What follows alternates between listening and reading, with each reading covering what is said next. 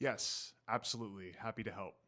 Nowadays, being a creator no longer carries just the label of artist or influencer. It can mean anyone who brings a builder's or storyteller's or innovator's mindset to more of a traditional environment. Cool thing about being a creator is that you introduce new formats for things, which means you bring a fresh perspective to maybe something that the organization has done the same way for many years. Creators also thrive on building trust with their audience, something that can very easily get lost in the corporate space or a more traditional work environment. So the fact that you can bring that audience building mentality and approach could prove to be super valuable. So bring an entrepreneurial mindset.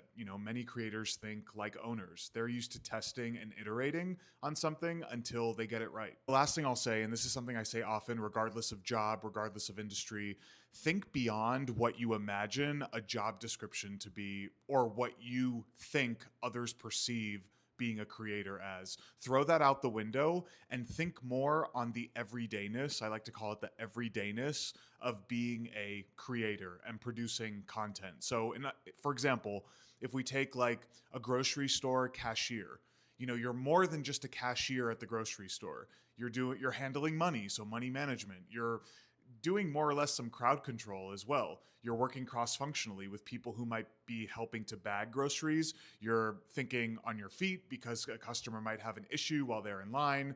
Something might not ring up correctly, so there's that crisis management there.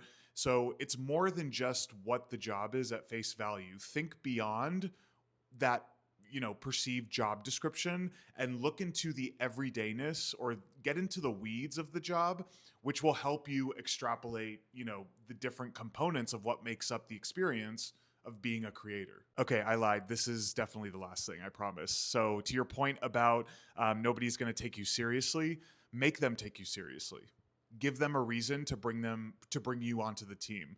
I remember being in a job interview thinking I had no chance to get it. It was a more senior role. And I just thought to myself, the second I got that recruiter call, I said, Jacob, don't screw this up.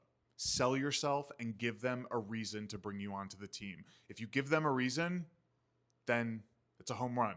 So don't go into it thinking that they're not going to take you seriously. And even if they don't take you seriously or you get that feeling, reverse it. Make them take you seriously. Give them a reason to offer you the job. Thank you again for bringing this up. It's definitely an important conversation to have, regardless of industry.